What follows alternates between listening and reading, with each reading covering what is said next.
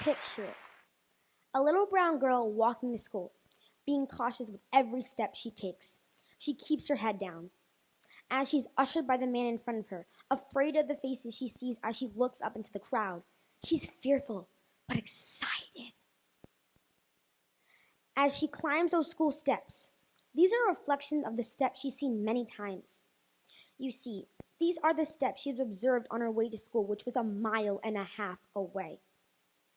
These school steps were only a few blocks from her home, and she was using them for the first time. As she climbs, she takes a breath. And finally, she can see what her parents were fighting for: equality.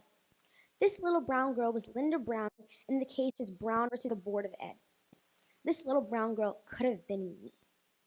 This is equality. Equality is not always justice. These kids may have climbed the same steps to get to school, but they're not having the same experiences. As I look at this, it makes me wonder of equality and why it's so unequal.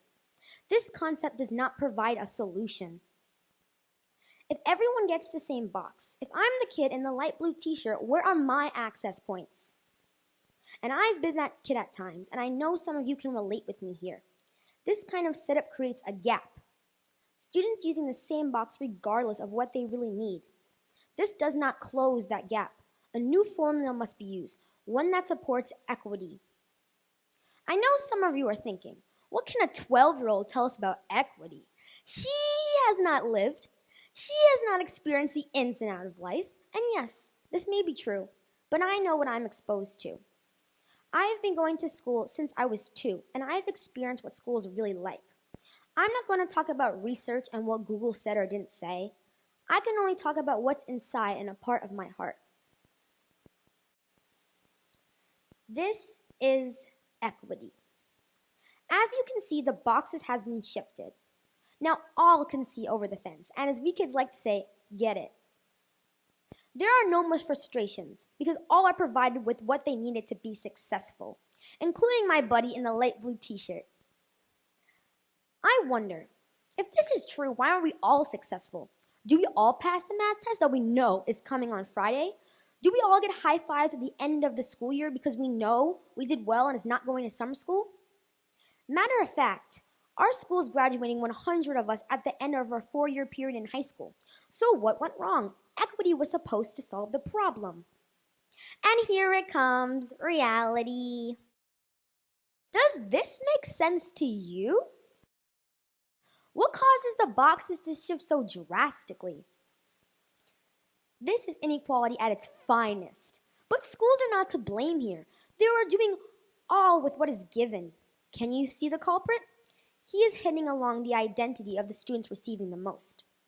He is one who is often hard to challenge. He causes the gap to widen and is constantly batting with schools' equitable goals.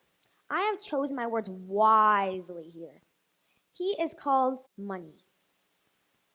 I'm 12 years old, and my experience in school has shown me what it means to be rich and educated, and what financially strapped or poor really do to those wanting the same.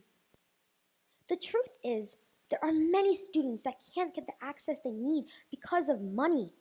Where do they turn? Where do they go? Many pay as much as $100 an hour for tutors, sometimes twice or 3 times a week, before a test. I'm not rich by any accords, but my mom's a high school math teacher, so I have access to math tutoring, whereas most of my friends don't. But some of my friends cannot afford this, and I see their faces after the grade is getting. They feel depleted, they feel withdrawn. I remember one of my friends saying to me with tears in her eyes, I tried so hard, but still I failed. When are we going to stop playing school? Our society's educational system expects all to climb the same tree, regardless of ability. What is worse is that great climbers, the affluent ones, are given excellent coaching, first-class facilities, and regular practice, while poor kids get a stool positioned over a rock. How do we change? It's a problem we must begin to have a conversation about. We can begin by giving those who need more, more. We have to involve the community, hold town meetings, and just ask us, the kids, what do we need? Hear us out. Hear me out. Just listen. Some may say more schools, so we extend a day or add a weekend day. Some may say more time with the teachers because they just didn't get it when everybody's watching. It's hard for some of us to keep up with what's expected on a daily basis.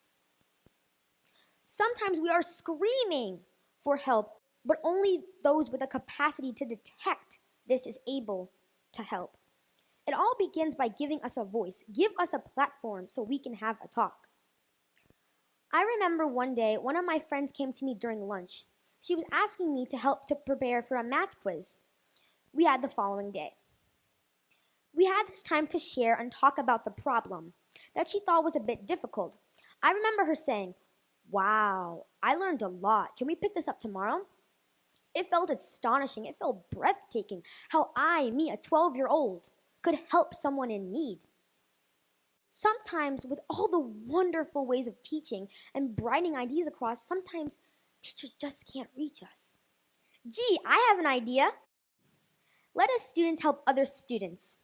This actually builds up our confidence and empowers us. We can organize in a number of ways. If we have that space where we can help others regularly and do the things the way we see it, the more progress can take place. I'm not talking about a class or on Tuesday, a space that's only available for 30 minutes. No. We need a space where we can have access to learning when learning is needed for a sufficient amount of time. For learning to take place, we need more peer tutoring and tutoring. We need to work it out with our peers. We need the tools that will help us get it, allow us to grow. We have won the war for separate but equal, and through the years we must continue to fight for equity for all children. We must continue to make our education experience successful for all climbers. That's what Linderbaum was fighting for, and that's what we must continue for your children and possibly mine. Thank you.